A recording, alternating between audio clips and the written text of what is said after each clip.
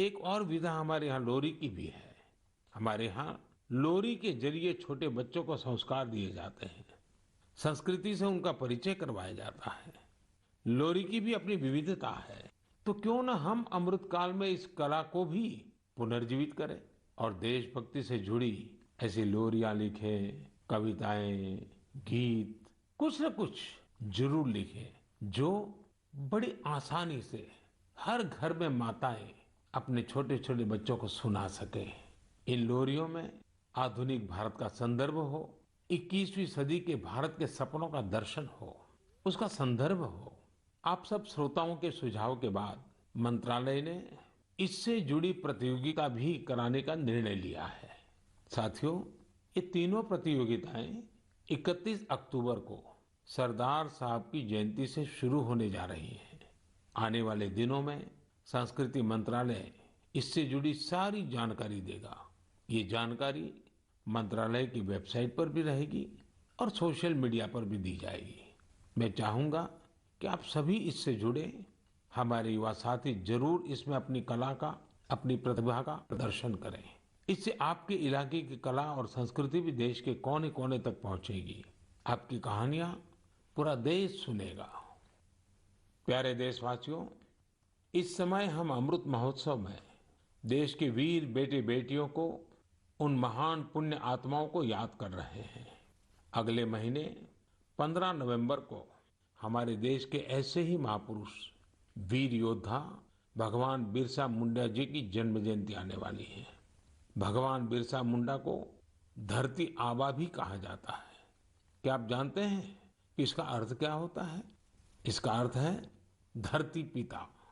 भगवान बिरसा मुंडा ने जिस तरह अपनी संस्कृति, अपने जंगल, अपनी जमीन की रक्षा के लिए संघर्ष किया, वो धरती आबा ही कर सकते थे।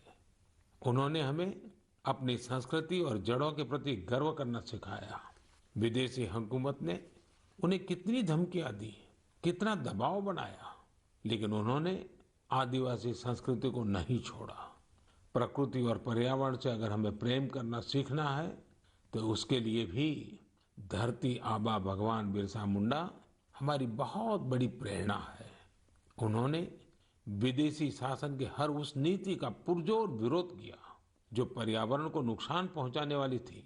गरीब और मुसीबत से घिरे लोगों की मदद करने में भगवान बिरसा मुंडा हमेशा आगे रहे। उन्होंने सामाजिक बुराइयों को खत्म करने के लिए समाज को जागरूक भी किया।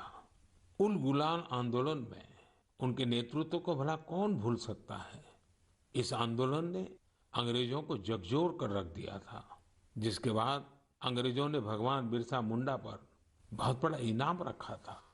ब्रिटिश हुकूमत ने उन्हें जेल में डाला।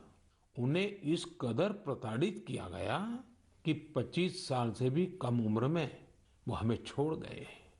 वो हमें छोड़कर गए, लेकिन केवल शरीर से। जनमानस में तो भगवान बिरसा मुंडा हमेशा हमेशा के लिए रचे बसे हुए हैं।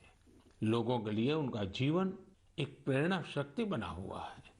आज भी उनके साहस और वीरता से भरे लोकगीत और कहानियां भारत के मध्य इलाके में बेहद लोकप्रिय हैं।